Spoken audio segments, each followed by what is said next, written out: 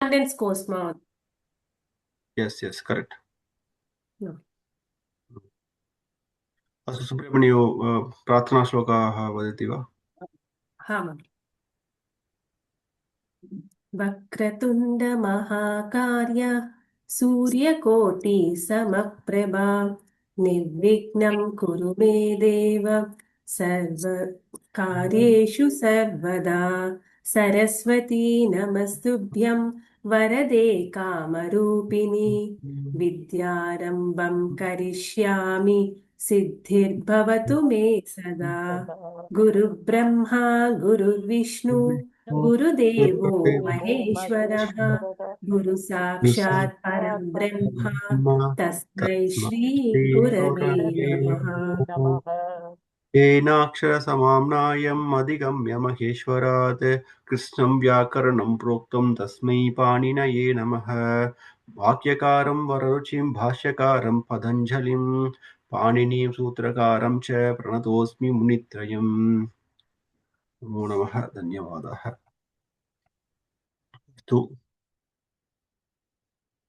So thanks for submitting questions. This is Griha Karyam. I will do only 3 people submitted. Completed one review. Supriya Baini and Aparna Baini I will do after the class or tomorrow. Okay. Astu. Arabdam Kurmah. So last class we did the Nitya Vibhakti Paryantam Abhyasana Kritavantah. अद्य चतुर्थी करिष्यामः।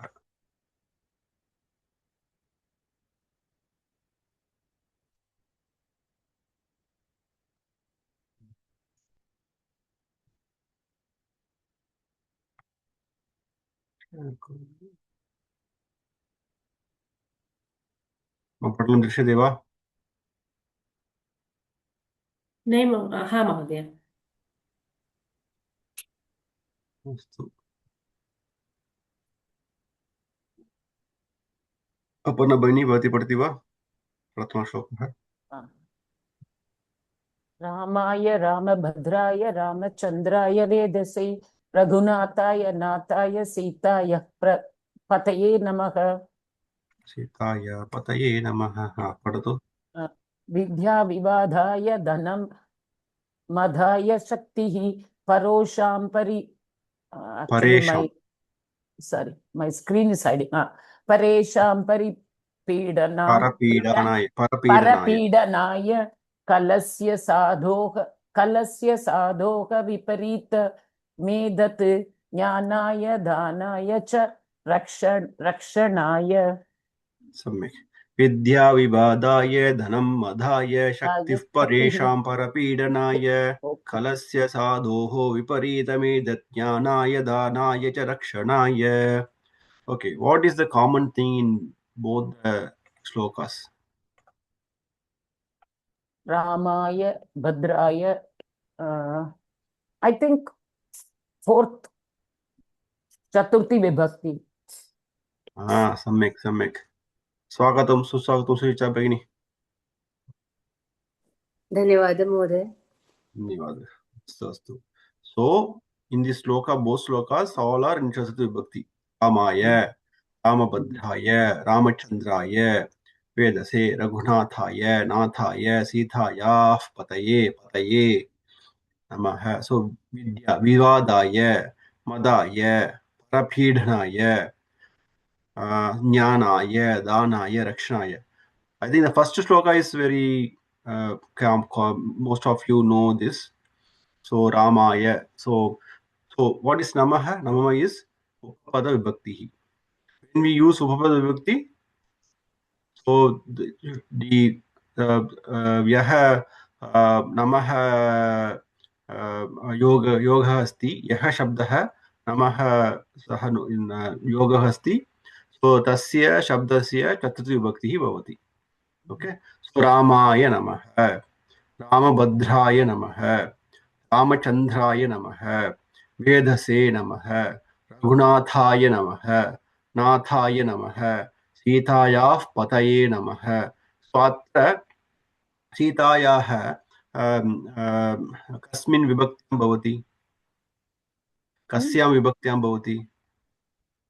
सीताय सीतायाः षष्टि सीतायाः very गुड षष्टि विभक्ति षष्टि विभक्त्यां भवति सो सीतायाः पतये ओके सो पतये शब्दः कः प्रातिपदिकं किं पतये पति पति सम्यक् पतिः पति ओके सो पतिः सो पतिः सो हरिशब्दः हरिः सो पतये चतुर्थी विभक्त्याम् अस्ति okay so next is next श्लोका वेरी गुड विद्या विवादाय ओके सो विद्या ज्ञानम एजुकेशन नॉलेज विवादाय just for arguing waste argument useless argument dhanam adaya so money wealth is just to spend no aimlessly without any purpose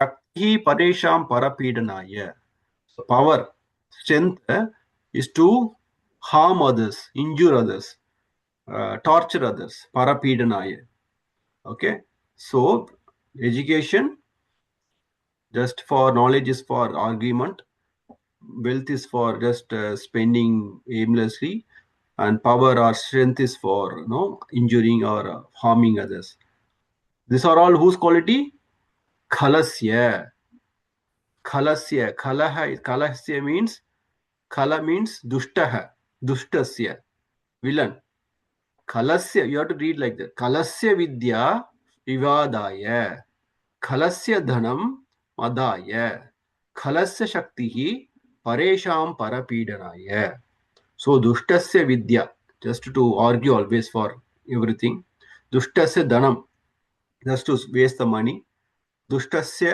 shaktihi paresham parapeedanaya to harm others but साधोः इत्युक्ते साधुः सो साधोः षष्ठी विभक्त्यम् अस्ति उकारान्तः पुल्लिङ्गपदशब्दः okay पुल्लिङ्गपदं साधोः षष्ठी विभक्ति एकवचनं साधोः इत्युक्ते सज्जनाः गुड पीपल साधोः एतद् विपरीतम् एतद् मीन्स व्हाट एतद् विद्या धनं शक्ति एतद् विपरीतम् opposite to विवादाय मदाय परपीडनाय सो साधोः विद्या ज्ञानाय साधोः धनं दानाय साधोः शक्तिः रक्षणाय so विपरीतम् opposite to what kalasya vidya kalasya dhanam kalasya shakti so this is opposite the good people knowledge is for for betterment for giving knowledge to others or for the education good people's money is to donate to others for the well-being of others good people's power or strength is to protect others kalasya vidya vivadaya sadhoho vidya jnanaya kalasya dhanam adaya sadhoho dhanam danaya kalasya shaktihi parapeedanaya paresham sadhoho shaktihi paresham rakshanaya okay अस्तु सुभाषितम् सुचिता भगिनी भवती पठतु very nice सुभाषितम् परोपकाराय फलन्ति वृक्षाः परोपकाराय वहन्ति नद्यः परोपकाराय दुहन्ति गावः परोपकारार्थमिदं शरीरम् बहुतम so very nice subhashit again is all paropakaraaya chaturthi vibhaktyam asti so vrikshah phalanti kimartham phalanti paropakaraaya why it is producing no fruit tree is eating its own fruit it's for the human being or other animals or whoever even all living beings ants can come and eat flies can come and eat all animals can come and eat we go and pluck and we'll eat so no tree eats its own fruit so phalanti vrikshaah phalanti kimartham vrikshaah Paropakaraaya phalanti. For the benefit of others, for the others. Same way, nadyah, nadyah, rivers, vahanti. Kimartam vahanti? Paropakaraaya, for others. We get water, animals drink water, many living beings, fish are all living beings are in using water, they are surviving due to water. So, nadyah vahanti, paropakaraaya, for others. No, no river is taking its own water. Same way, gavaha duhanti, paropakaraaya. All the cows milking for others. He doesn't drink it own milk. Only thing is he feeds its offspring, but otherwise it is for the others only. What Manushya can do or should do? Shariram. We have our Shariram. Paropakarartham idam. Idam Shariram Paropakarartham. So our body, at least our Shariram, is for helping others, for the others. So very nice. So idam Shariram Paropakarartham, for the purpose of helping others. Para upakaram. So para upakara. So for others. So it's not for selfish. There's no, should not be any selfish attitude or no nature. So para upakaraya phalanti vikshaha, paropakaraya vahanti nadyah, paropakaraya duhanti gavah, paropakararthamidam shariram. Bhavatam bhagini, धन्यवादः. अद्य वयं पठामः चतुर्थीविभक्त्याम् अभ्यासः करिष्यामः.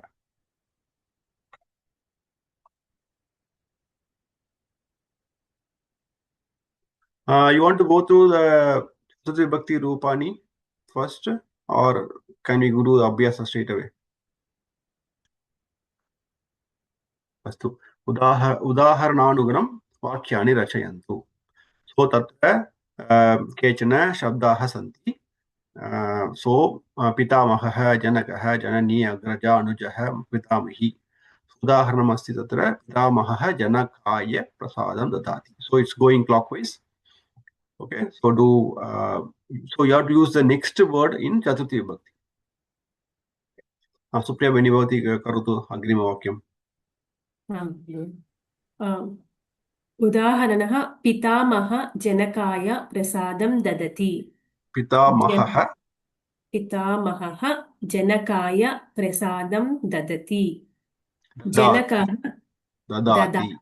ददाति. जनकः जनन्यौ नहीं जनन्या नदी शब्द जनन्यै जननी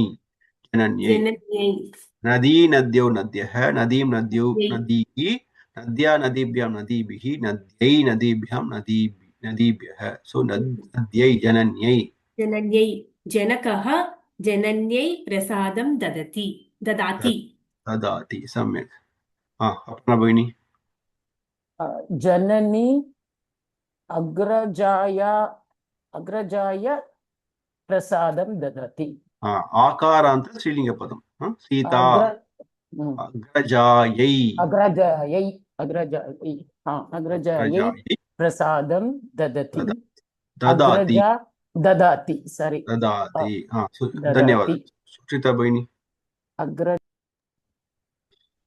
अग्रजा अनुजाय प्रसादं ददाति. सम्यक्. अनुजाय. किमर्थं? तत्र अकारान्त पुल्लिङ्गपदं. पुल्लिङ्ग. सुप्रिया भगिनी.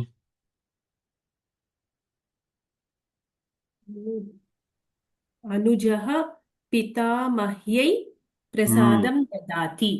सम्यक्. पितामह्यै. अपना भगिनी.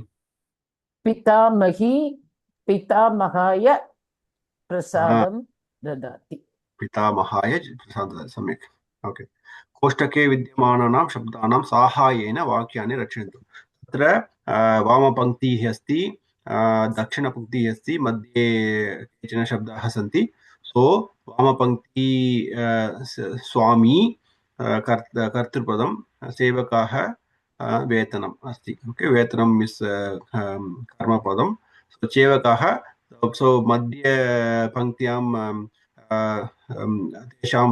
तेषां शब्दानां चतुर्विभक्तिः लेखनीयं रचनीयं स्वामी उदाहरणमस्ति तत्र दत्तं स्वामी सेवकाः सेवकाः अकारान्त पुल्लिङ्गे बहुवचनं सेवकशब्दः सेवकाः सेवकेभ्यः वेतनं ददाति स्वामी सेवकेभ्यः वेतनं ददाति the owner the owner or whatever who are the leader or owner he gives vetanam is wages salary gives to sevakebhyah to the servants अस्तु सुचिता भगिनी करोतु अग्रिमवाक्यं गृहिणी भिक्षु this will not be bhikshuka because this is plural, right? Bhikshukaha. भिक्षुकाः Okay, so पुल्लिङ्गपदमेव स्त्रीलिङ्गपदं भिक्षुकी yeah, but it is singular, right? Ekavachanam or bahuvachanam. which one भिक्षुकाः is बहुवचन no भिक्षुकाः Bahuvachanam. Okay, so it is gruhini bhikshukabhyah पुल्लिङ्गपदं वा स्त्रीलिङ्गपदं वा pullinga. पुल्लिङ्गपदं भिक्षुकाभ्यः किमर्थं Because it's bahuvachanam.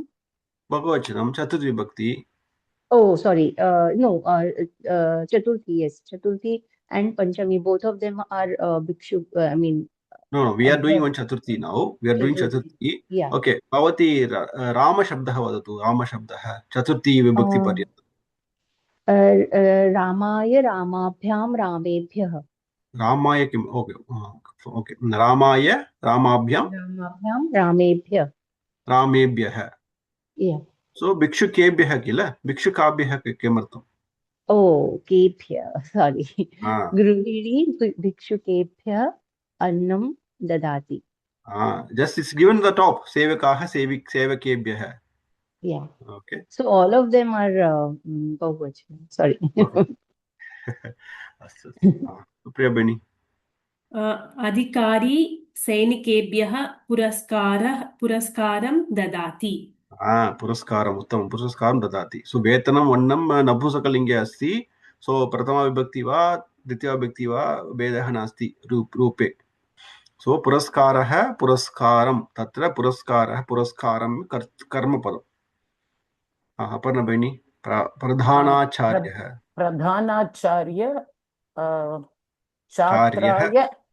छात्राय प्रधानाचार्यः छात्राय वचनं किं छात्राः बहुवचनं वा एकवचनं वा छात्राः बहुवचनं चतुर्थी बहुवचनं किं छात्रेभ्यः रामाय रामेभ्यः छात्रेभ्यः छात्रेभिः रामाय नहीं रामाय रामाभ्यां रामाभिः where is Ramabihi is coming no fourth is ramaya ramabhyam ramebhyah sorry ramebhyah already there Magini yes chatrebhyah pramanapatram dadati so pradhanacharya chatrebhyah pramanapatram dadati but you can also chatra chatre chatraah it can be feminine also strilinga so if it is a strilinga padam what should be samyak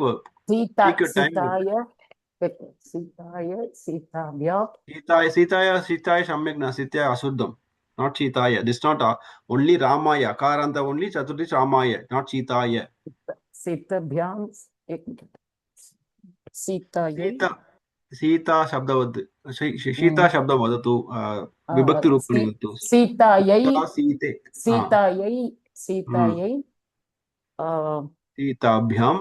सीताभ्यां सीतेभ्यः but सीताभ्यः सीताभ्यः that is okay but this is plural बहुवचनं छात्राः छात्राभ्यः बहुवचनं छात्राभ्यः सीताभ्यः छात्राभ्यः okay आपणिक सुचिता भगिनी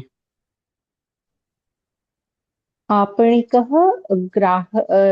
ग्राहकेभ्यः वस्तूनि ददाति वस्तूनि ददाति ददाति ग्राहकाः इत्युक्ते ग्राहकः पुल्लिङ्ग Customer. बहुवचनं customer customer O Customer. Sari ग्राहः some customer Mahoday, ye bhikshukaah, that is plural, pullinga. आम् Na pullingam, pulling bahuvachanam. भिक्षुकः Strilingam, भिक्षुकी that is भिक्षुकी okay, okay, that is not भिक्षुकाः okay. भिक्षुकी Bhikshuki, भिक्षुक्यै भिक्षुक्यः भिक्षुकीभिः तृतीया विभक्ति बहुवचनं सो भिक्षु कीभ्यः सुचिता भगिनी पृच्छतु so for chhatraah I assumed it was pullinga bahuvachanam but it is it can be anything it's not very explicitly there you can use anything but it's not given for both of them it is chhatrabhya it is not chhatrebhya for pullinga and chhatrabhya so chatraah tatra see all the words on the middle column are in prathama vibhakti correct prathama vibhakti okay prathama vibhakti all prathama vibhakti you can even say bahuvachanam prathama vibhakti bahuvachanam correct sevakaah sevakah sevakau sevakaah what is sevakah shabdasya strilinga padam sevika sevika सेविका सेविके सेविकाः सेविकाः बहुवचने so that is so सेवकाः cannot be pullinga स्त्रीलिंग पदम same way भिक्षुकाः सैनिकाः but in छात्राः प्रथमा बहुवचनम it can be pullinga padam it can be स्त्रीलिंग पदम because छात्रः छात्रो छात्राः पुल्लिंगे स्त्रीलिंगे छात्रा छात्रे छात्राः it doesn't say anywhere you have to use only pullingam so it can be you can say pradhanacharya छात्रेभ्यः प्रमाणपत्रं ददाति प्रधानाचार्यः so छात्राभ्यः प्रमाणपत्रं ददाति both are same okay you can use both if you use anything it's not I can't say it's wrong okay it's right only but you can't do that for sevaka भिक्षुकाः सैनिकाः अस्तु उदाहरणानुगुणं चतुर्विभक्तिरूपैः रिक्तस्थानानि पूरयन्तु अपर्णा भगिनी सारथिः सारथये सारथिभ्यां सारथिभ्यः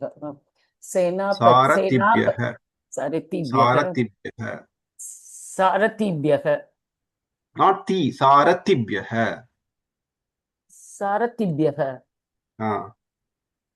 सेनापतिः सेनापतये सेनापताभ्यां सेनापतिभ्यां सेनापतिभ्यः प्रतिनिधिः प्रतिनिधिभ्यां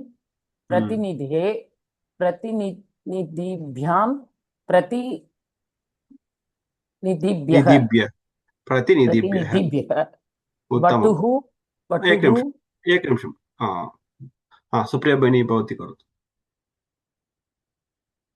वटुः वटवे वटुभ्यां वटुभ्यः शत्रुः शत्रुवे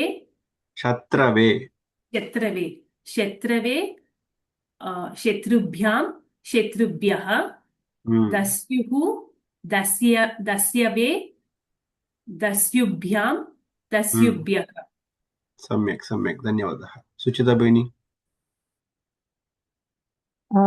नेता Neta is Napunsakalling, is it? No, it should be pulling, right? So Neta. उदाहरणं पठतु पिता पित्रे पितृ so netru it would be so Neta netre netrubhyam netrubhyah अधिवक्ता, अधिवक्ते, अधिवक् Adivakta, adivaktre. See, you okay. have to see netru, pitru, adivaktru shabdah. Okay. So adivaktre. अधिवक्त्रे, अधिवक्त्र्यां, Adivaktrubhyam.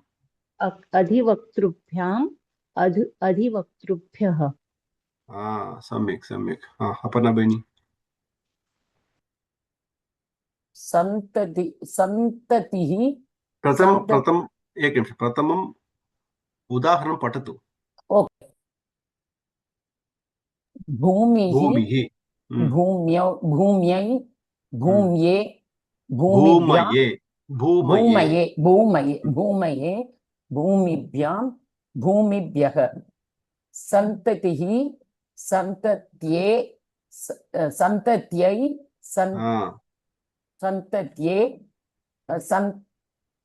सन्तभ्यां, सन्ततिभ्यां, सन्ततिभ्यः. प्रथमं सन्ततिः, सन्तत्यै, सन्ततये, सन्ततये, सन्ततये, सन्ततिभ्यां, सन्ततिभ्यः.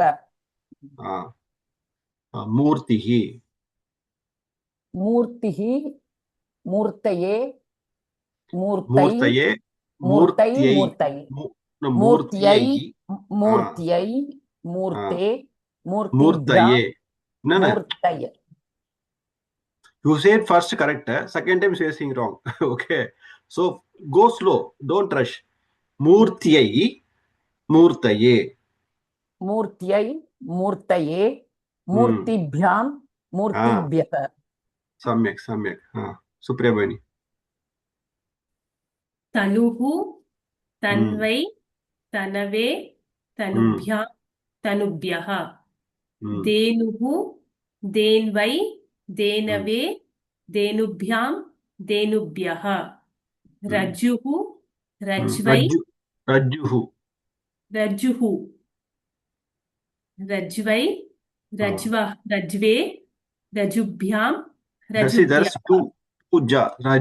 Rajuhu, rajvai, rajave, rajave, rajave, rajubhyam, rajubhyah. You are not saying the ij. So rajubhyam, not rajubhyam. Rajubhyam. Rajubhyah. Rajubhyam. So there is a off ja, no? Rajuhu. So you have to say rajuvai, rajave, rajubhyam, rajubhyah. What is Raju? Raju is rope. Rajva, Yashoda, Rajva, Krishnam, Badhyati. So she tied Krishna with a rope. Badnati, Shamyatam, Badnati, not Badhyati, Badnati. Mata. Mata, karutu, Mata. Mata, matre, matrubhyam, matrubhyah. Matrubhyah, samyak. Suchita Bani.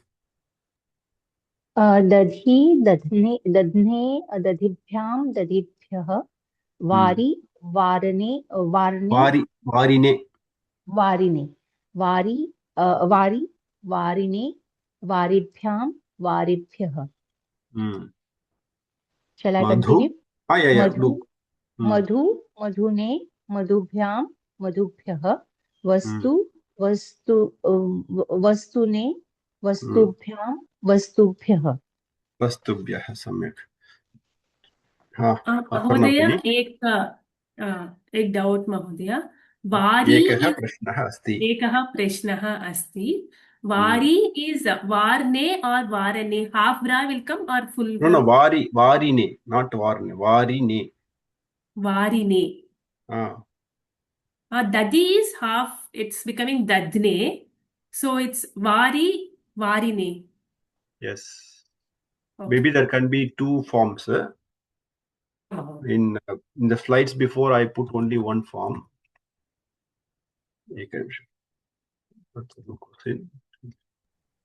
What kind of word is Vari? Is it Pullinga, Ikaranta? Napusakalingam. Jalam. Jalam. Artha jalam. Vari, varine. That's not varne. Varine. Varine, varibhyam, varibhyah. So,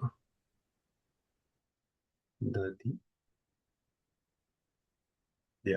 So, see, every time we can't follow the other one. So, madhu, madhune, madhubhyam. So, vastu, vastune, vastubhyam, vastubhyah. Samyak. हावर्णे विद्यमानस्य शब्दस्य चतुर्थी विभक्ति रूपेण रिक्तस्थानानि पूरयन्तु. सावर्णे तत्रम्. उदाहरणे माता पुत्रौ खाद्यं ददाति. मात्रा पुत्रौ स्वपुत्रा शब्दस्य लिङ्गानुसारं वचनानुसारं चतुर्थी विभक्ति रूपं रचनीयम्. अवगच्छन्ति वा? So you have to write whatever given in the bracket, whatever the lingam, whatever the vachanam, you have to convert that into Chaturthi Vibhakti. So here Putrav. Putrav in which vachanam? Pullingam. Pullingam Divachanam. Divachanam. So the Putrabhyam. Putraya Putrabhyam. Putrebhyah. So Mata Putrabhyam. Because the bracket it is Divachanam. पुल्लिंग द्विवचनम. So पुत्राभ्याम खाद्यं ददाति. Okay. अपना भगिनी first 3 वाक्यानि उत्तरं ददातु. स्वामी प्रतिनिधिभ्यां धनं यच्छति. शब्दः कः? प्रतिनिधि. एकं शब्दः कः? लिङ्गं किम्? प्रतिनिधि. प्रतिनिधि इकारान्त पुल्लिंग शब्दः प्रतिनिधि. सो प्रतिनिधिः. सो प्रतिनिधि वचनं किम्? प्रतिनिधि बहुवचनम्. ओके. इकारान्त अन्य शब्दस्य रूपाणि. इकारान्त पुल्लिंग बहुवचनं. प्रतिनिधि शब्द बहुवचनं. एकनिमिषम्. Can you say some other word? Ikaranta pullinga shabdam rupam vibhakti rupam. Hari. Vadatu vibhakti rupam vadatu rupani vadatu. Pratama vibhakti vadatu. Harina, haribhyam. Pratama always start with pratama. Harihi, harayaha. Eknimisham. Harihi, hari, harayaha. So pratinidhi. Dvivachanam. Dvivachanam. So you said bahuvachanam. So don't rush. Again I'm telling. Takes a bit some time. So pratinidhi, pratinidhi. So bahuvachanam is pratinidayah. Harayah. Harihi, hari, harayah. Pratinidayah. So pratinidhi is pratama vibhakti dvivachanam. What is Chaturthi Vibhakti Divachanam?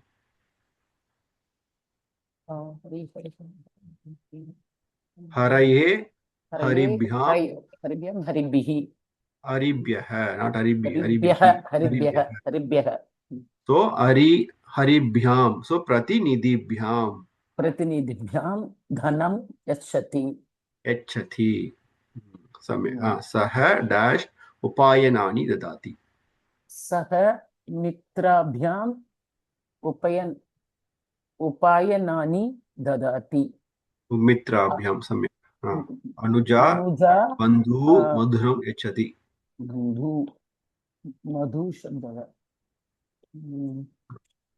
मधु शब्द right? न.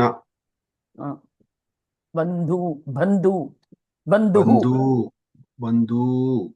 What is given the bracket? Havarne kim dattam? Bandhu. So you have to find the vachanam. You have to find the lingam.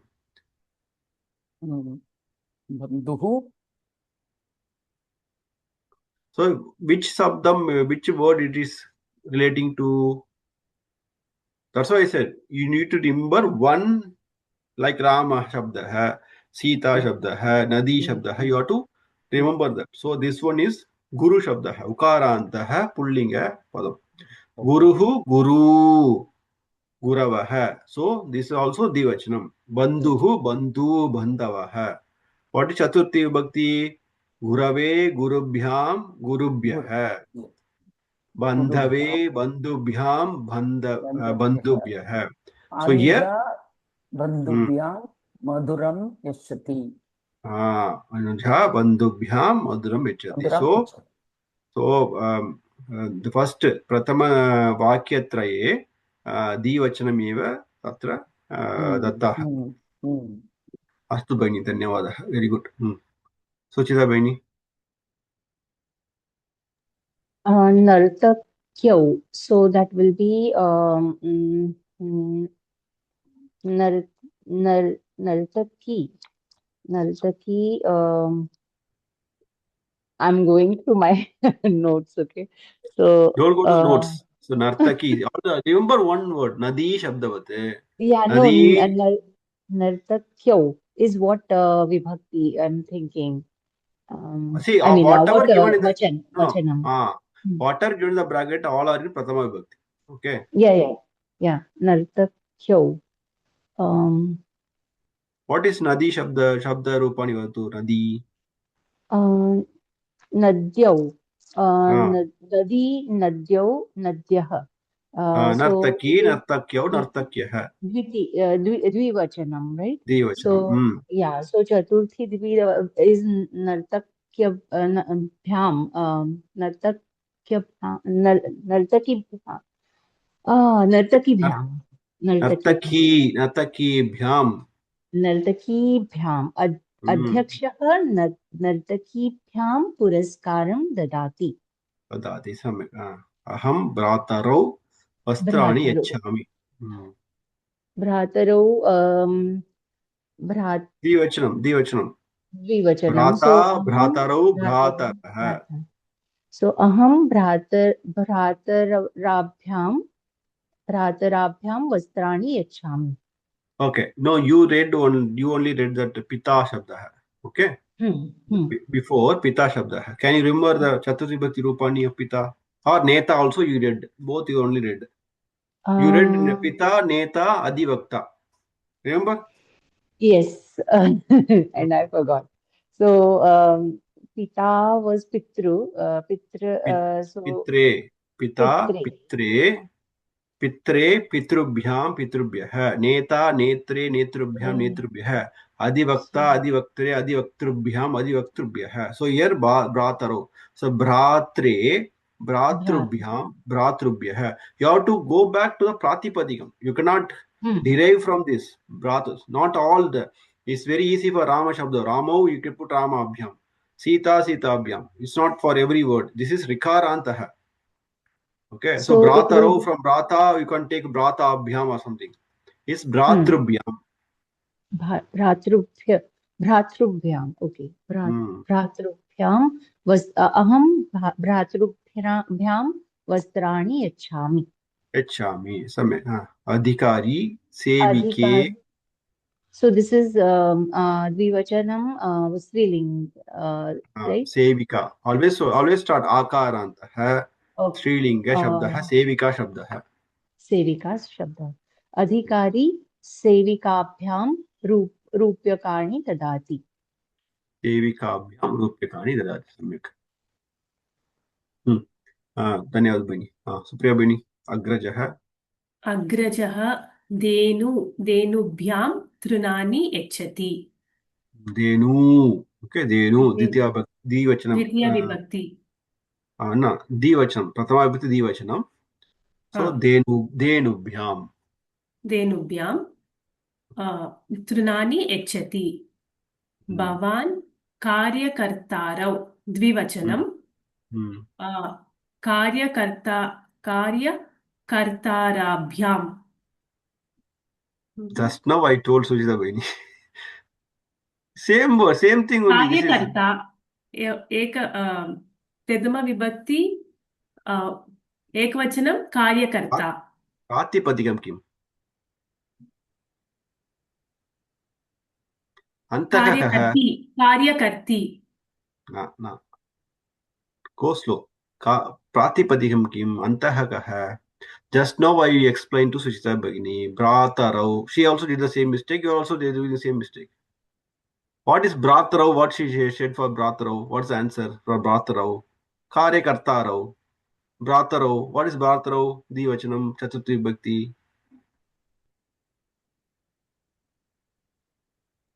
भ्रातृभ्यां भगिनी भ्रातरौ What is the कार्यकर्तृ Kartu? Rikaranta. भ्रातृ Pitru, Netru, पितृ Bhratru, Matru, कार्य Karyakartru. कार्यकर्तृ So always take the Karyakartru Bhyam. If you know the कार्यकर्तृभ्यां Pratipadikam, that's why I said not all one will be the same if you can add, but Pratama, Ditya, you can add something to to make Chaturtiya Panchami. You have to remember the Pratipadikam. So Karyakartru Shabda. Bhavan. कार्यकर्तृभ्यां भवान् कार्यकर्तृभ्यां मोदकानि ददाति सम्यक् अग्रे पुत्रः पुत्रः मातृभ्यां फलानि यच्छति मात्रे मातृभ्यां मातृभ्यः फलानि यच्छति उत्तमम् अस्तु धन्यवादः अपना भगिनी आवरणे विद्यमानस्य शब्दस्य चतुर्थीविभक्तिरूपेण रिक्तस्थानं पूरयन्तु सो बालाः रुदन्ति so it's all sarvanama shabdah okay please remember so te bracket avarane te shabdah dattam chakaleham yachantu so now you have to convert whatever in the bracket to chaturthi vibhakti based on linganusaram vachananusaram chaturthi vibhakti roopam rachaniyam okay so balah rudanti tebhyah so te shabdasya te sarvanama shabdasya भक्ति रूपम तेभ्यः okay चाकलेहं यच्छन्तु अपर्णा भगिनी करोतु बालिकाः जयं प्राप्तवत्यः ताभ्यां पारितोषिकं दत्तवन्तः ताभ्यां सम्यक् वा ताः I love to recollect. First, एक निमिषं. First ताः वचनं किम्? ताः बहुवचनं. बहुवचनं. So lingam स्त्रीलिङ्गं. स्त्रीलिङ्गं Not पुल्लिङ्गं स्त्रीलिङ्गं. पुल्लिङ्गं स्त्रीलिङ्गं. स्त्रीलिङ्गं बहुवचनं. Okay, what is the स्त्रीलिङ्ग बहुवचनं for चतुर्थी विभक्ति? ताः शब्दस्य ताः रूपस्य I forgot it. करोतु सा ते ताः तृतीयाविभक्त्यां तां ते ताः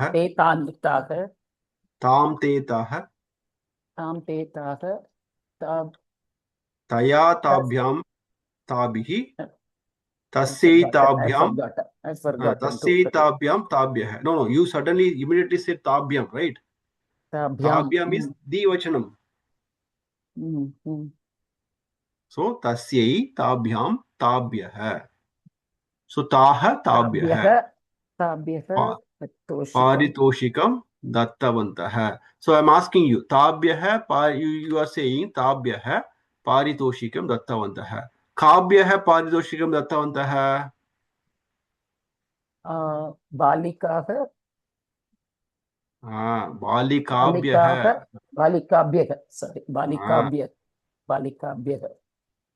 so ताभ्यः पारितोषिकं दत्तवन्तः काभ्यः बालिकाभ्यः पारितोषिकं दत्तवन्तः किमर्थं पारितोषिकं दत्तवन्तः प्राप्तवत्यः पारितोषिकं No, I'm asking किमर्थं why जयं प्राप्तवत्यः ताः जयं प्राप्तवत्यः साः जयं प्राप्तवत्यः ताः not साः ताः so I am twisting the question okay to make you think बालिकाः जयं प्राप्तवत्यः ताभ्यः पारितोषिकं दत्तवन्तः काभ्यः दत्तवन्तः बालिकाभ्यः पारितोषिकं दत्तवन्तः किमर्थं ताः जयं प्राप्तवत्यः अग्रिमवाक्यं करोतु कार्यकर्तारौ कार्यकर्तारौ take your time don't rush take श्रान्तरौ योर् टैम् स्तः पानकं पानकं दद्मः दद्मः तौ द्विवचनं लिङ्गं किम् लिङ्गं पुल्लिङ्गं तौ सः तौ ते लिङ्गं सम्यक् कार्यकर्तारौ श्रान्तौ स्तः ताभ्यां पानकं सम्यक् ताभ्यां पानकं दद्मः ओके ताभ्यां पानकं दद्मः काभ्यां पानकं दद्मः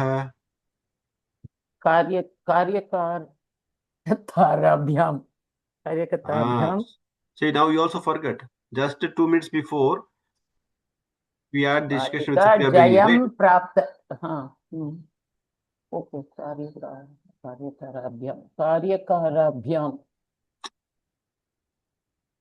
कार्यकर्ताभ्यां कार्यकर्तृभ्यां सॉरी कार्यकर्तृ शब्दः कार्यकर्तृभ्यां पानकं दद्मः किमर्थं पानकं दद्मः ते तौ श्रान्तौ स्तः What is श्रान्तौ means इत्युक्ते किम्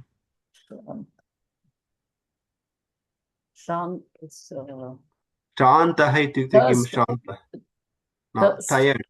tired okay कार्यकर्तारौ two workers are tired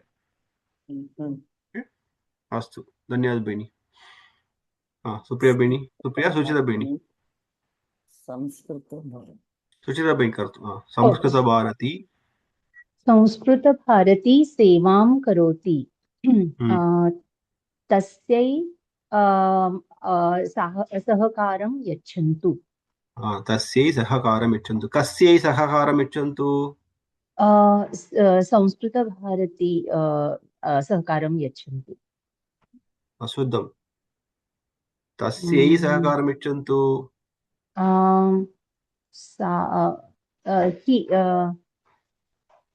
Samskrita Bharati सेवां करोति The answer what first you said correct तस्यै सहकारं यच्छन्तु सा शब्दस्य चतुर्थी एकवचनं तस्यै I am asking you question again कस्यै सहकारं यच्छन्तु कस्यै who needs help to whom aham to whom I will say hum no Samskrita Bharati सेवां करोति तस्यै सहकारं यच्छन्तु सा he who is he then सा no you're totally confused एकनिमिषम् अपर्णा भगिनी no तथापि तदपि अशुद्धं so सा is स्त्रीलिङ्ग पदं you said तस्यै that is correct okay now the sa Aparna, please mute no thanks sorry sa is a pronoun correct yeah sarvanama shabdah sa in this sentence in this line or sentence the sa indicates or represents which word the first sentence Sanskrit Bharati so Sanskrit Bharati Sanstha yeah Samskrita Bharati okay so Samskrita Bharati sevam karoti okay sa sevam karoti Samskrita Bharati sevam karoti so because it's doing seva tasyai sahakaram yachantu now you are using pronoun instead of using Samskrita Bharati again you are using tasyai sahakaram yachantu now I'm asking kasyai sahakaram yachantu to whom sahakaram we have to give then you have to use Samskrita Bharati that is Prathama Vibhakti Ekavachanam now you have to use that in Chaturthi Vibhakti Ekavachanam so Sanskrit Bharatyai Nadyai Samskrita Bharatyai Sahakaram yachantu so you said yes tasyai sahakaram yachantu I'm asking kasyai संस्कृतभारत्यै Yay. Okay. किमर्थं किमर्थं Sevam. सा Sev. सेवां करोति सा सेवां करोति why Sevam. because सा सेवां करोति अतः संस्कृतभारत्यै सहकारं यच्छन्तु. That's why I said that the same thing Aparna in the first sentence also, first two sentences.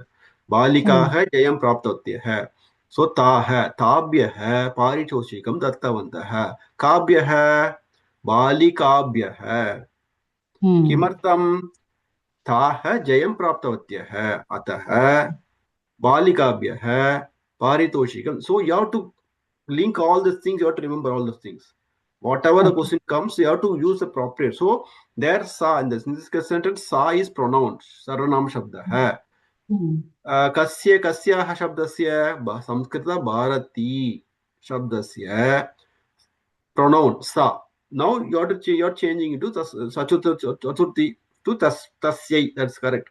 When question is asked kasyai, you can't say tasyai because you say tasyai already. I'm asking kasyai. You can't say tasyai. If only tasyai, then you don't know who it is. It can be Samskrita Bharati, it can be Supriya Ben, it can be Aparna Ben, anyone, no? So you have to say Samskrita Bharatyai Sahakaram Yachantu. Kimartam Sa. Because already you use Samskrita Bharati. Now you have to go back to use pronoun. Sa Sevam Karoti. Atah Samskrita Bharati Sahakaram Yachantu. Okay. Hope I'm not confusing. I just want you to think. That's why No, this is correct. This is a perfect way of teaching. I really like it. Only thing is, I got a little confused. Yeah. Take Thank your you time. Very much. Yeah. It should settle slowly. It will settle slowly. Okay. Agrimawakyam karotu bhini. Anuja. Shall I do two or one? No, do the other one. Do the next one. Okay. Anujah rugnah asti. Tasयै औषधं ददामि. सः तस्मै औषधं ददामि. कस्मै औषधं ददामि? अनुजै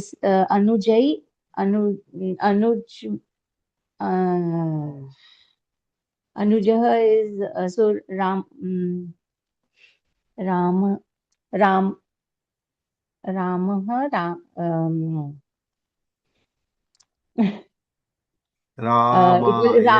Ramaya Anujaya औषधं. So तस्मै औषधं ददामि. कस्मै औषधं ददामि? अनुजाय औषधं ददामि. किमर्थम् अनुजाय औषधं ददामि? सः रुग्णः अस्ति. That's all. सः रुग्णः अस्ति. अतः therefore अनुजाय औषधं ददामि. अनुजः रुग्णः अस्ति. तस्मै औषधं ददामि. कस्मै? अनुजाय. ओके. अग्रिमवाक्यमपि करोतु. एका एव लेखनी अस्ति. एका एव लेखनी अस्ति. का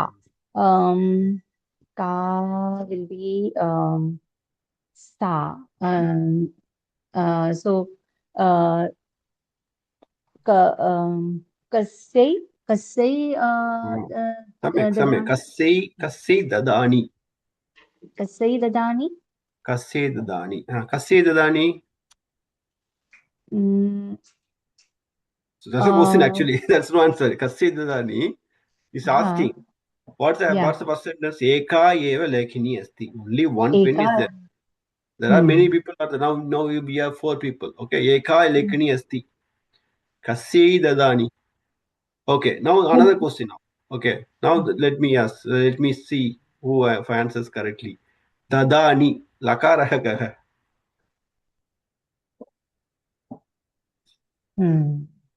पुरुषः कः? ओके फर्स्ट यू टेल पुरुषः कः? एनीवन अन्य कोऽपि वदतु.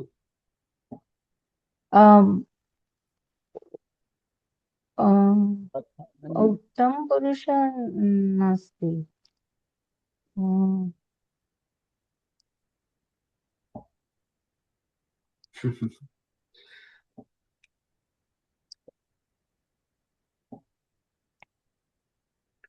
Dadani. Okay, dadami. Okay, dadami. Okay. Wait. The previous sentence, aushadam dadami. Purushah kaha? Uttama purushah. उत्तमपुरुषः लकारः कः लट् लकारः लट् लट् लकारः लकारः लट् लकारः वर्तमानकाल लट् लकारः ददानि तदानी future future is La. different. Past Okay, take pat dhatuh. Okay, this is lot lakarah. Okay, pat dhatuh rupani vadu. Patatu, patatam, patantu. Patha, patatam, patata. Patani, patava, patama. Dadati, Pathami, right? Pathami. patani. Lot lakare उत्तम पुरुष एकवचनं पठानि aham patani. Okay, I have to read, I should read like that. Patani, I have to read. So dadati, dadata, dadatu. Okay, so dada, dadatam, dadata, dadani, dadhava, dadama. So the dadatu is a vishesha kriya padam. The Ajna or something, right? Lot lakar is agnya. Yeah. So who do you give? Yes. Dadani. I. Dadani is Uttam Uttam.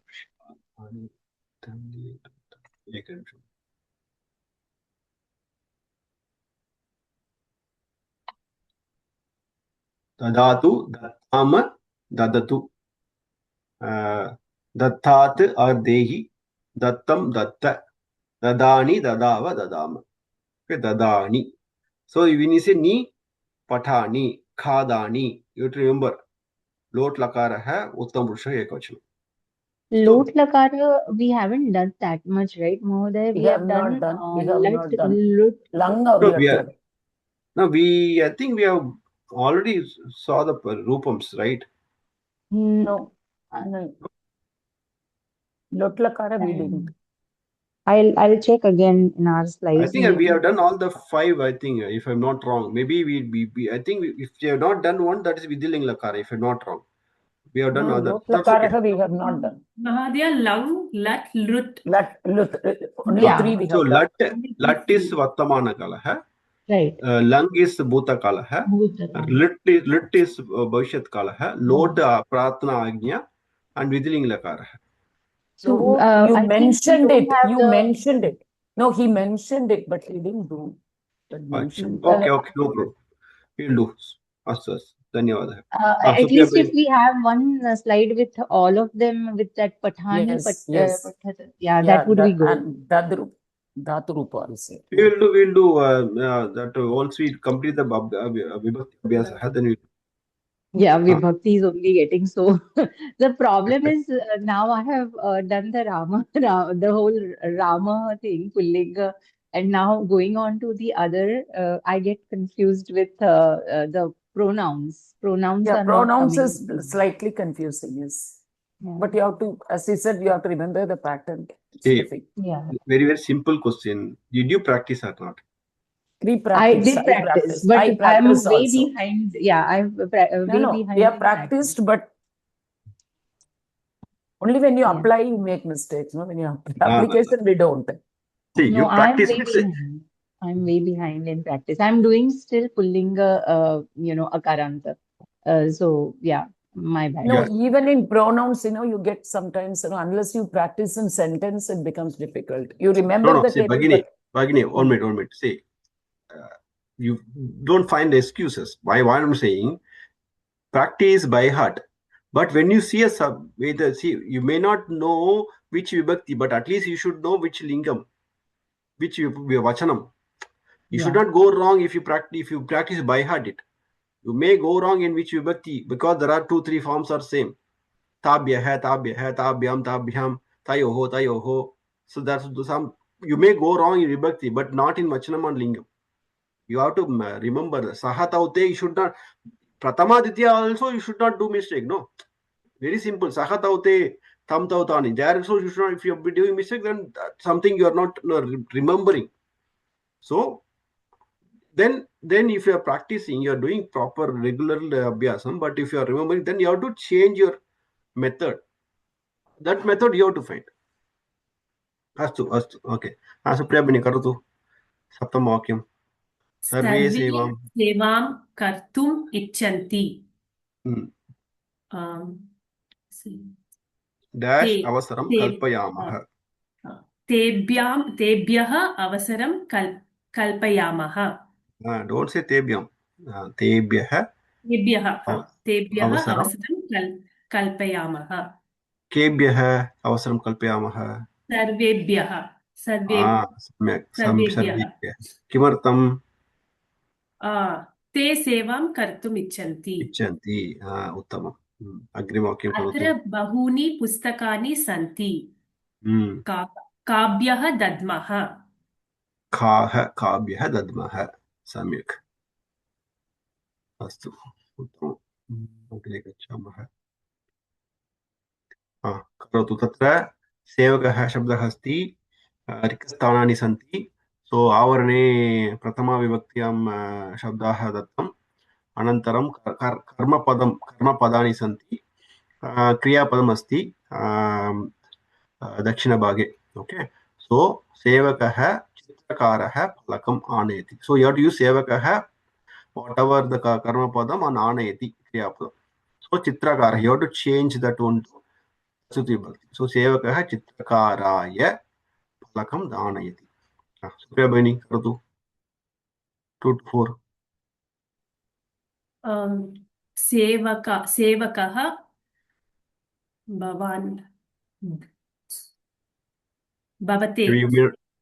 भवते. सम्यक्. भवते पुष्पाणि आनयति.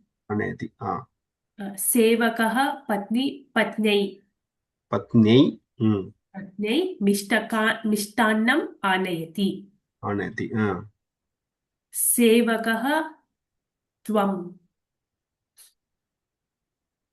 तं युवां यूयं त्वां त्वा युवां वां युष्मान्वः त्वया युवाभ्यां युष्माभिः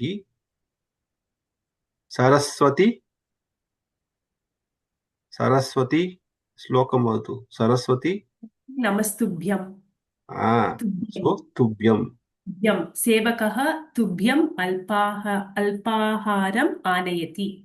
सो नमस्तुभ्यम् इस्, सो नमः शब्दः यत्र अस्ति, यत् शब्दस्य योगे अस्ति तस्य शब्दस्य चतुर्विभक्ति भवति. सो तुभ्यं, दिस् इस् तुभ्यं नमः. सो नमः तुभ्यं. सो विसर्गः अस्ति, दश सन्धि भवति नमस्तुभ्यं.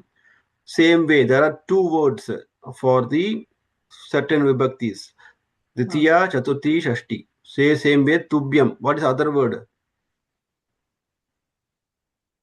Instead of Tubhyam, we can use one more. Like we did for this then, way, then, away. That is Te. Namaha Te. Namaha Te becomes Namaste. We always say Namaste. That is 2 words. Namaha Te. Greetings to you, salutation to you. Chaturthi Bhakti. That's why Namaha Te. Also, it sounds, also don't get confused. It's also in Shashti Bhakti. What is Shashti Bhakti for Tom? Tava. So Tava Te. 2 words. Tubhyam Te Chaturthi. Tava Te. Okay, you can use Tava. Tava Namakim. Instead of Bhavatah, Tava Namaki. What is your name? Te Namakim. You can answer that also. Okay.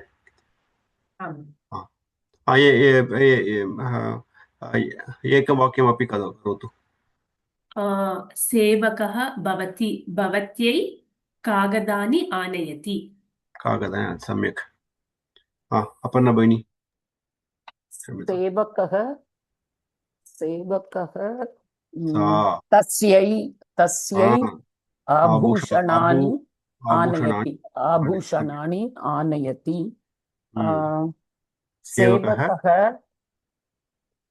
अहम् is अस्मत् शब्दः. मह्यं Very good. Mahyam takram. takram anayati. So same in Asma Sabda, there are two forms. Mahyam atava is me. Me. Mahyam me. Same way Shashti Vibhakti, like in Yushma Sabda, Tubhyam te, tava te. Same way Asma Shabda, Mahyam me, Mama me. You can say Mama Nama, you can say me Nama also correct. Mama Nama Balaji, me Nama Balaji also correct. Okay. करोतु युवकः कार्यालयाय सङ्गणकं क्रीणाति अग्रिमवाक्यं करोतु युवकः भवद्भ्यः यानं भवद्भ्यः is it right? युवकः what is भवन्तः भवद्भ्यः so first चतुर्थी एकवचनं किं भवते भवद्भ्यां भवद्भ्यः यानं क्रीणाति युवकः तस्यै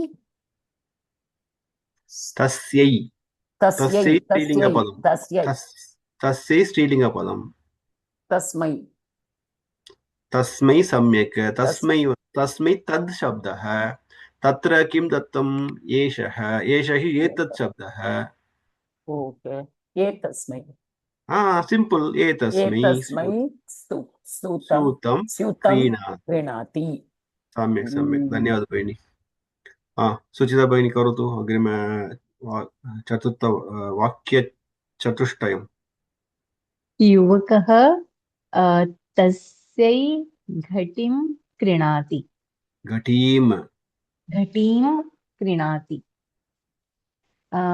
युवकः कस्यै लेखनीं क्रीणाति युवकः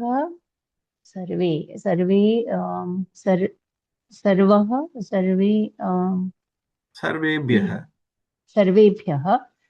पुस्तकानि क्रीणाति युवकः गृहाय वस्तूनि क्रीणाति क्रीणाति सम्यक् अवधेयं पठतु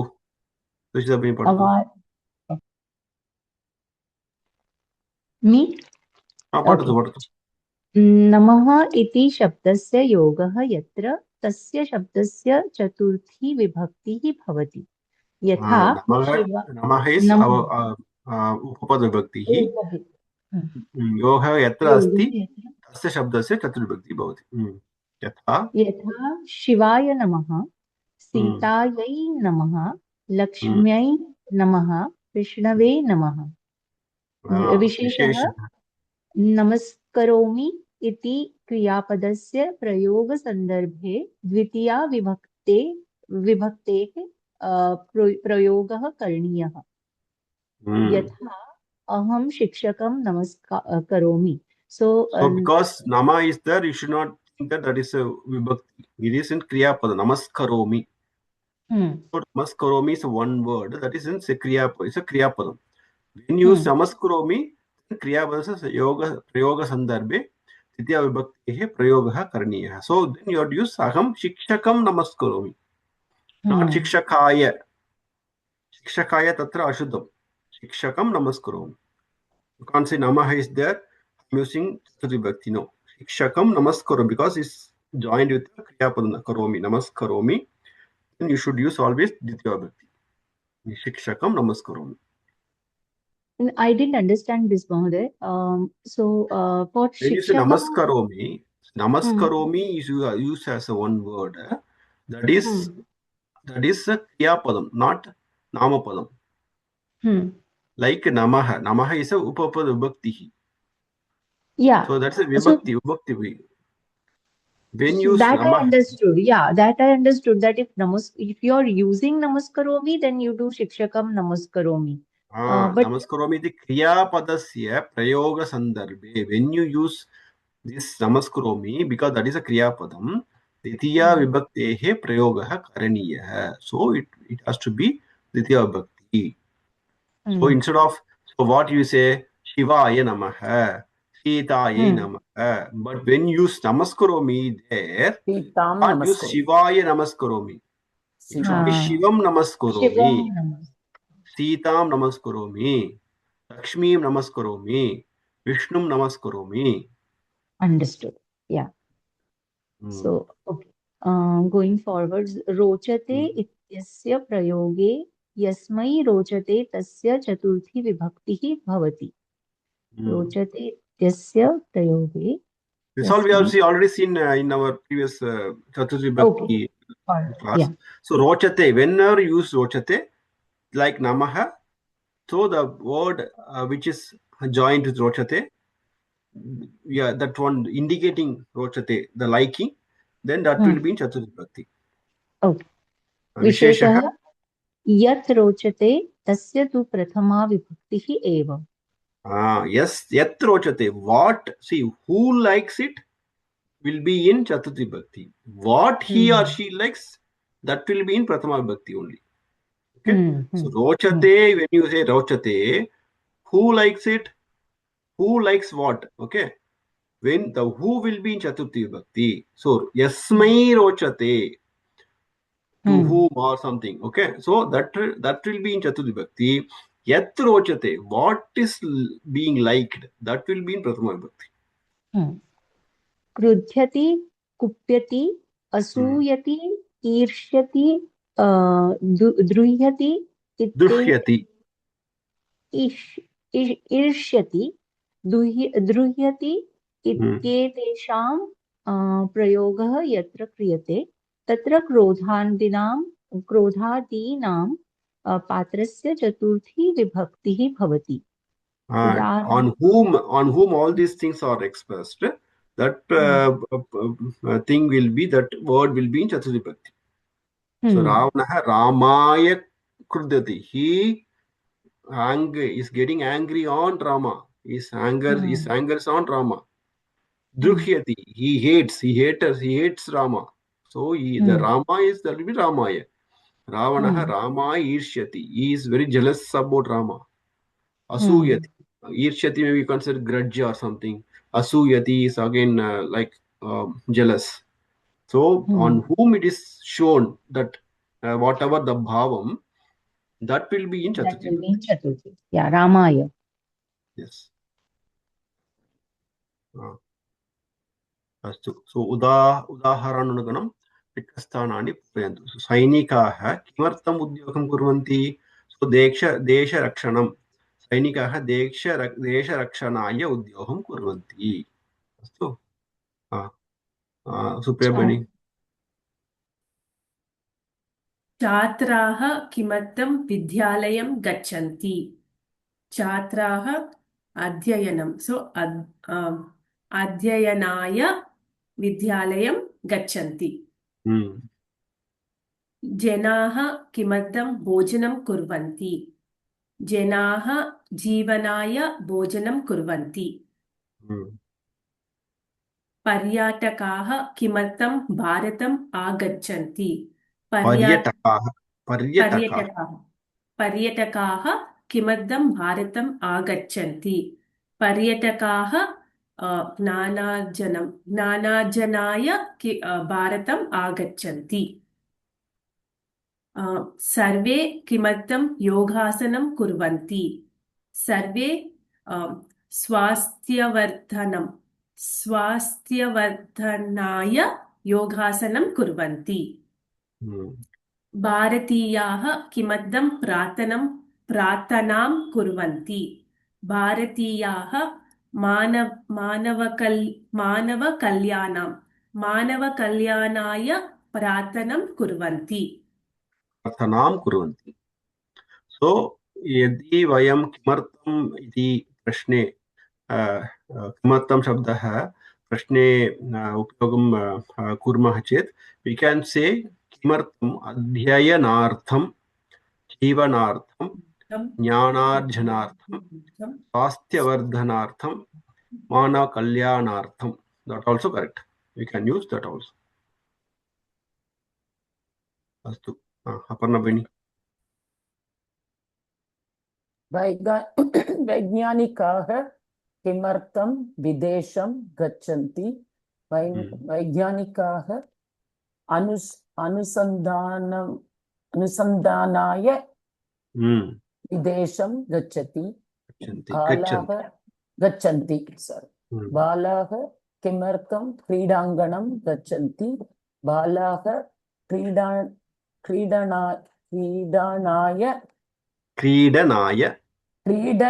क्रीडाङ्गणं गच्छन्ति.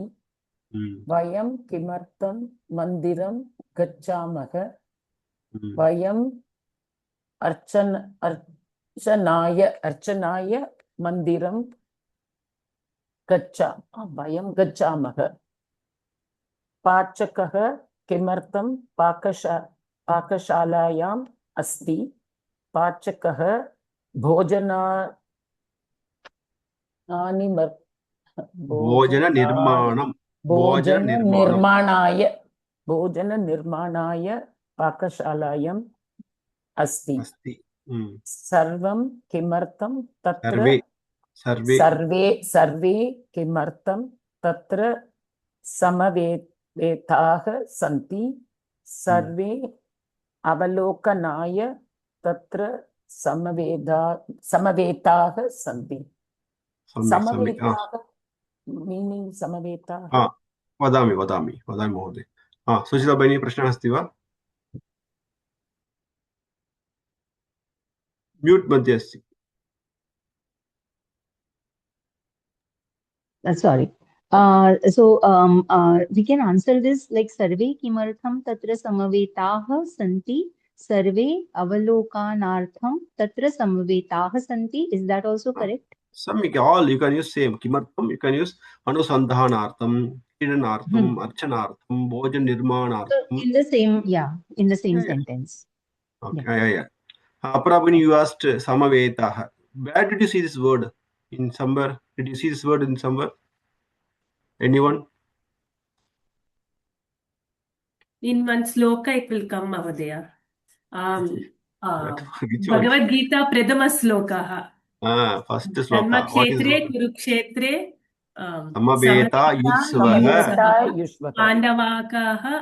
Pandavaha Mamakascha Mamaka Pandavaschaiva Kima Kurvata Sanjaya. Who asked this? Dhritarashtra Uvacha to Sanjaya. Dhritarashtra Uvacha, the first one. So Samaveta. So Dharmakshetre Kurukshetre Samaveta Yudsava. Yudsava means a person, people who are ready to fight. They are standing in a row. So Samaveta. Here also Sarve Kimartam Tat Samavetaha Santi. Why they are standing in a row or in some Avalokana. Avalokana means to observe, to notice, or to see. So Avalokana, Samaveta, they are present there in a maybe a formation or row, something. Okay. Astu. Suchita Bhagini. Udaharananuganam sthane porayantu. So kavihi asti tatra kavaye namaha. अतिथये नमः. अतिथये नमः. अतिथये नमः. महोदये नमः. गुरवे नमः. Wait. Second, this is not correct. Mahodayah. That is, that's why you have to slow down and observe. The previous one is Ikaranta Padam. The second one is Akaranta Padam. Mahodayaya Namaha. You said Mahodaye. So Mahodayaya Namaha. Guruve Namaha. Punavatu? Gurave Namaha. Gurave Namaha. Gurave Namaha. Shall I continue or Yeah, someone continue. else? Vatu. Karotu. Saraswati, Saraswatyai, Saraswate. You said correctly first. Go ahead changing. Saraswatyai, Okay. Nadyai. Yeah, Nadyai. Saraswatyai. Saraswatyai Namaha. Janmabhumihi, Janmabhumaye Namaha. अन्य शब्दं किम्? जन्मभूमिः, जन्मभूम्यै. No. जन्मभूमये. You can say both. Yeah. I think I use Janmabhumaye first. Bhumaye. Yeah. Correct. Okay. Bhavan. Bhavan. Can you help me here, sir? Bhavate. Bhavate. Bhavate Namaha. Dhenuhu. Dhenave Namaha. Denave, Denvai. Both are right. Dhenvai. Dhenvai Namaha. Sharada.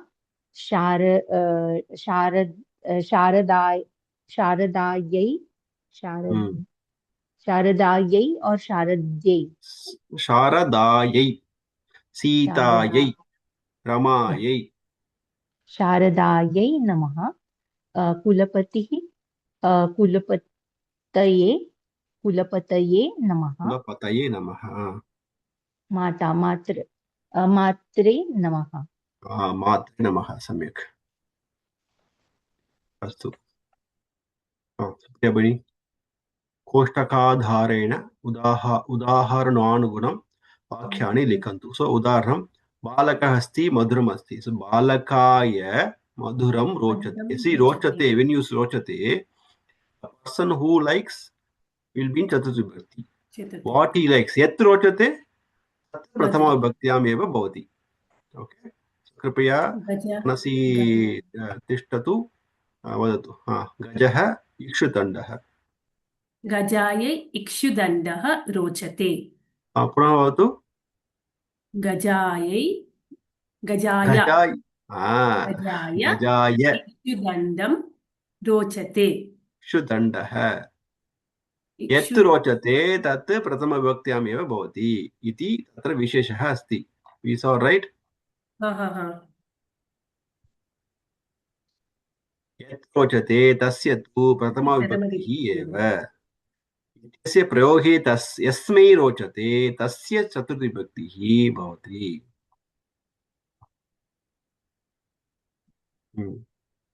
गजाय इक्षुदण्डः रोचते. भगिनी भगिन्यै चित्रं रोचते. अंबिकायै और अंबिकाये संगीतं रोचते. Why अंबिकाये? Ambika सीतायै सीतायै only, right? There's no two forms. अंबिकायै अंबिकायै संगीतं रोचते.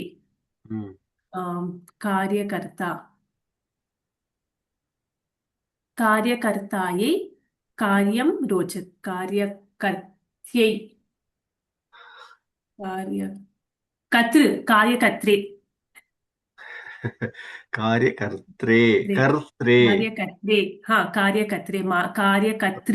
कार्यकर्त्रे कार्यं. Wait. See, there is other words. There is no ir before karta. Here कार्यकर्ता. शब्दः कः? प्रातिपदिकं कार्यकर्तृ. कार्यकर्तृ. पिता means पित्रेदा. That's Pitre only. This is here कार्यकर्त्रे. You can't say कार्यकर्त्रे. कार्यकर्त्रे कार्यं रोचते. सम्यक्. नद्यै मुनिः ईकारान्त. ह्रस्वं. नदी ईकारान्त दीर्घं. मुनिः मुनये आश्रमः रोचते. सम्यक् भगिनि. अपर्णा भगिनि. त्वं कदलीफलं त्वं तुभ्यं सम्यक् कदलीफलं रोचते रोचते शिशवः न शिशवः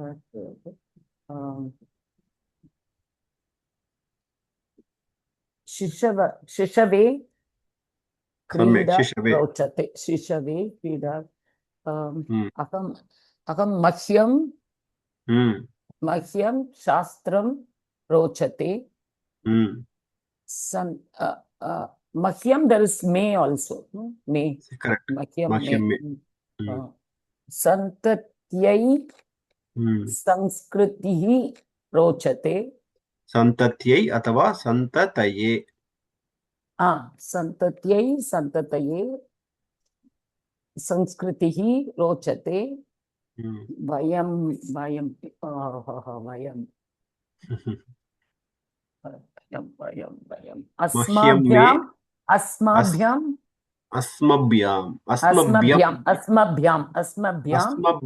अस्मभ्यं मह्यं मे अवाभ्यां नौ अस्मभ्यं नः अस्मभ्यं संस्कृतं रोचते